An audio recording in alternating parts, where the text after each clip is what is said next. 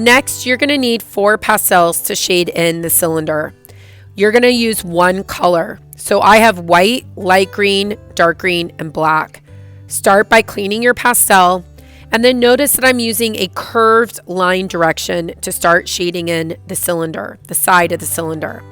I'm going to start with my white, and I'm going to shade it in using a curved line direction about 1/4 of the way down the side of the cylinder. Next, I'm going to come in with my light green, and I'm going to overlap that with the white. Notice how when I made a mistake, I could just scrape it out. That's one of the nice things about oil pastels. Once I've got my light green, I'm going to come back with my white, and I'm going to blend that out so that I'm getting a thicker layer of my oil pastel, and so that I'm transitioning very smoothly from my white into my light green. I'll come back with my light green to thicken up the layer, and now I'm going to come in with my dark green to slightly overlap the dark green over top of the light green, and I'm going to bring that dark green all the way down to the bottom of that cylinder. Next, I'll come back with my light green to blend it out, and then finally I will add just a small amount of black at the bottom of the cylinder to add some contrast to my value. I don't want to go too heavy with the black because the black is very contrasting.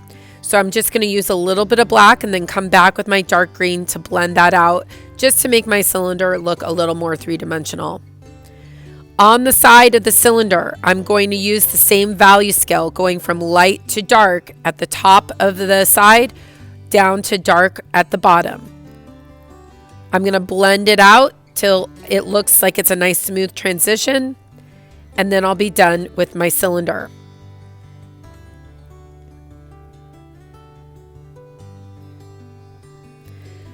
For the circle that's down at the bottom, we want to make that look like a sphere. We're going to practice our color to color transition. Again, I'm using 4 pastels. I'm going to start with white, and then I'm going to transition into pink. And then from my pink, I'm going to transition into purple. And finally, I'm going to add black to create a darker value.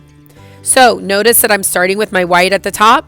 Notice my line direction. I want to try and make this cylinder look round. So I'm going to try and follow the contours of the cylinder to make that line direction look round. I overlapped my pink to my white, blended it out. Now I'm adding my purple, slightly overlapping the pink. I'm going to blend that out with my pink.